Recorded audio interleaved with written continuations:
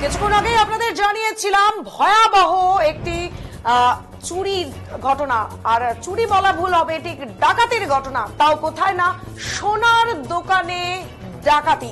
হ্যাঁ, আমরা দক্ষিণবঙ্গে প্রায় এই ধরনের খবর পেয়েছি, রানাঘাট থেকে শুরু করে আরো কলকাতার বিভিন্ন জায়গায় ডাকাতির খবর, যেগুলোর পরে তদন্তে উঠে আসে যে বিহার ঝাড়খণ্ডের একাধিক এলাকার যে দুষ্কৃতীরা ডাকাতির যে গ্যাংগুলো, সেখানেই একেবারে রেকি করে এই সমস্ত ডাকাতিগুলো ঘটিয়েছে। আর এবার সেই ধরনের ঘটনায় কিন্তু ঘটলো শিলিগুড়ির হিলকার্ট রোডে সোনার দোকানে ডাকাতি ঘটে। আর সেই ডাকাতিতে 5 থেকে 6 জন, এখনো পর্যন্ত চূড়ান্ত সংখ্যা জানা যাচ্ছে না, সেখানে কিন্তু তাদের সেই 5 থেকে 6 জন ডাকাত দল সেই ঘটনা ঘটায়। সেখানে পুলিশের তৎপরতায় দুজন ডাকাত দলের সদস্যকে ধরাও হয়েছে, জিজ্ঞাসাবাদ চলছে। আর এই ঘটনা ইতিমধ্যে উত্তরবঙ্গের যে স্বর্ণ অলংকার দোকানগুলো, আমরা জানি সোনার দাম যেভাবে বেড়ে যাচ্ছে দিনের পর দিন, ডাকাতি যারা করে ডাকাত দলগুলো এখন কিন্তু সেদিকেই নিয়েছে টার্গেট। আর ঠিক সেই দিকটা মাথায় রেখে আজকের এই ঘটনার পর কিন্তু সমস্ত উত্তরবঙ্গে সোনার দোকানগুলোতে রেড অ্যালার্ট বা একেবারে সতর্ক থাকার জন্য বলা হয়েছে।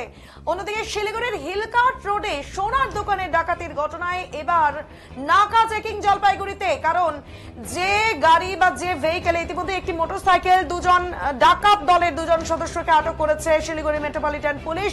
তবে বাকিরা পালিয়ে যেতে যেহেতু সক্ষম হয়েছে, তা নিয়ে নাকা চেকিং কিন্তু চললো এদিন বিকেলে শিলিগুড়ি জলপাইগুড়ি জাতীয় সড়কের জলপাইগুড়ি শহরের গোশালা মোড় সংলগ্ন এলাকায় কোতোয়ালি থানার পুলিশের পক্ষ থেকে নাকা চেকিং শুরু হয়।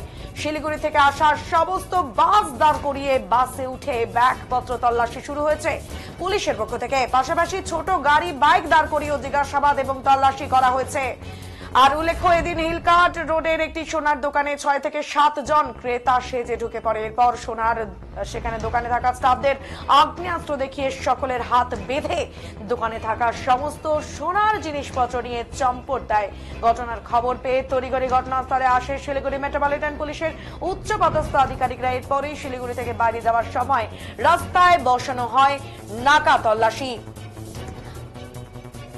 বিস্তারিত জানবো এই মুহূর্তে, ধীমান রয়েছে আমাদের সাথে। ধীমান, কি জানতে পারছো এই ডাকাতির ঘটনা? একেবারেই উত্তরবঙ্গের জন্য যেটা একদম ভয়ঙ্কর একটা খবর এই মুহূর্তে দাঁড়িয়ে, সেই জায়গায় গোটা উত্তরবঙ্গকে যেখানে অ্যালার্ট বা সচেতন থাকার জন্য বলা হয়েছে, ঠিক সেই জায়গায় নাকা তল্লাশি, কি জানা যাচ্ছে বিস্তারিত জানাও। দেখো, তোমাকে প্রথমে জানিয়ে রাখবো, এই ডাকাতির ঘটনাকে ঘিরে যেরকম জলপাইগুড়িতেও কিন্তু নাকা চেকিং এবং শিলিগুড়ি পুলিশও কিন্তু এই ডাকাতির মূল তদন্ত, কিন্তু সেই তদন্ত প্রক্রিয়া ইতিমধ্যে শুরু হয়ে গিয়েছে। তবে এই ডাকাতির ঘটনার জন্যই কিন্তু জলপাইগুড়ি জেলার বিভিন্ন জাতীয় সড়কের বিভিন্ন মূল পয়েন্টে, যেরকম গোশালা মোড়, পাহাড়পুর মোড়, আসাম মোড় সহ জলপাইগুড়ি জেলার বিভিন্ন জায়গায় কিন্তু এই নাকা চেকিং শুরু হয়েছে। ইতিমধ্যে কিন্তু পুলিশের উপস্থিতিতে জলপাইগুড়ি হাইওয়ে ওসি এবং ট্রাফিক আইস শুরু হয়েছে।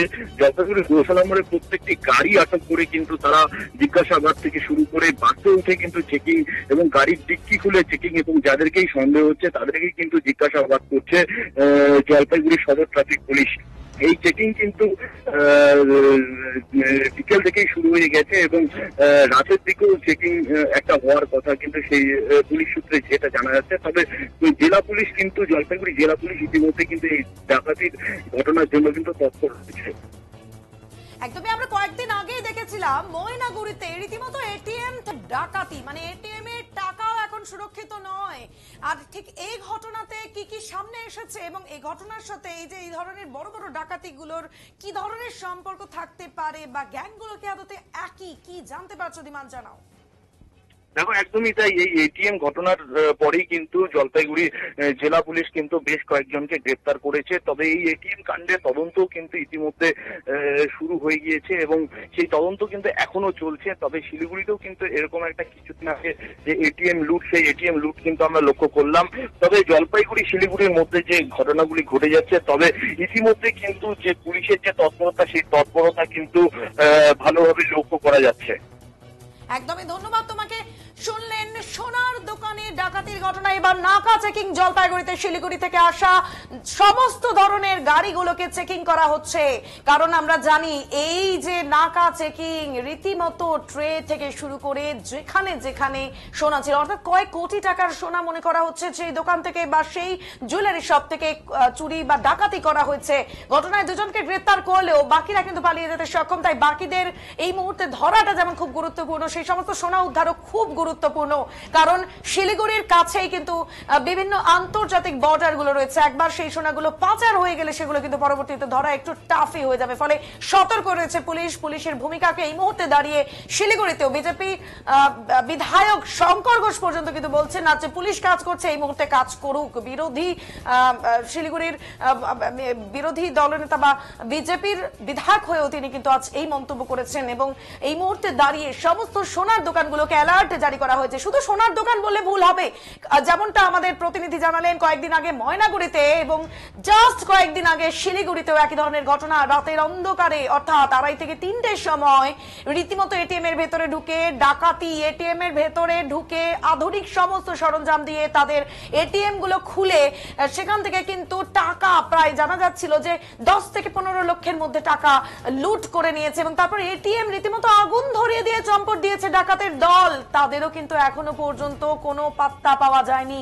আর সেই ঘটনা ঘটতে না ঘটতেই 2-3 দিনের মাথায় কিন্তু দেখা যাচ্ছে আজকের এই ঘটনা, যেটা বড়সড় একটা ঘটনা। অবশ্যই উত্তরবঙ্গের জন্য অবশ্যই বড়সড় ঘটনা। এবার সফট টার্গেট উত্তরবঙ্গকে টার্গেট করছে কি এই ধরনের ঝাড়খণ্ড বা বিহারের গ্যাংগুলো।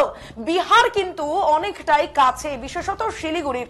সেখানে কিন্তু সামান্য অর্থাৎ কয়েক কিলোমিটার পেরোলেই বিহার, এবং বিহারের বিভিন্ন জায়গায় ডাকাতির গ্যাংগুলো বিভিন্ন দক্ষিণবঙ্গে যেরকম অপারেশন চালায় তাদের নাকা রেকি ইত্যাদি করতে করতে মানে রেকি করতে করতে কিন্তু এই ধরনের ঘটনাগুলো ঘটায়। সেক্ষেত্রে কিভাবে এই চুরি বা ডাকাতির ঘটনাগুলো ঘটাচ্ছে এই ধরনের ডাকাত দল, সে সমস্ত তদন্ত করছে কিন্তু এই মুহূর্তে পুলিশ। তবে আপনার আমার এই মুহূর্তে দাঁড়িয়ে সতর্ক থাকতে হবে, যাদের এই ধরনের দোকান রয়েছে আরো বেশি তৎপর হতে হবে। যে কাউকে ভেতরে ঢুকে অ্যালাউ করা হবে না। ক্রেতা সেজেই কিন্তু ঢুকেছিল সেই ডাকাতের দল, হাতে ছিল কিন্তু তাদের আগ্নেয়াস্ত্র, এবং স্বাভাবিকভাবে সেখানে যারা বাকি ক্রেতারা ছিলেন তাদের এরপর কিন্তু জিম্মায় নিয়ে নেয়, অর্থাৎ বন্দুক তাক করে তাদের উপর। আরো একটা তথ্য আপনাদের দিয়ে রাখে এই মুহূর্তে দাঁড়িয়ে, যেটা জানা যাচ্ছে আপাতত প্রাথমিকভাবে, যে সেই যে সোনার দোকান সেখানকার যে গার্ড ছিল, সিকিউরিটি গার্ড, তার কাছে নাকি অনেকগুলো মোবাইল পাওয়া গিয়েছে। আদতে কোনোভাবে কি সেই ডাকাত দলের সাথে এই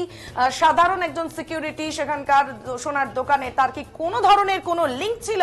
আপাতত সেটা কিন্তু বলা যাবে না, তবে সম্পূর্ণটাই তদন্ত সাপেক্ষ। পরবর্তীতে নিশ্চয়ই সেগুলো সামনে আসবে। তবে আপাতত দাঁড়িয়ে এই মুহূর্তে সোনার দোকানে ডাকাতির ঘটনায় নাকা তল্লাশি চলছে গোটা উত্তরবঙ্গের বিভিন্ন জায়গায়।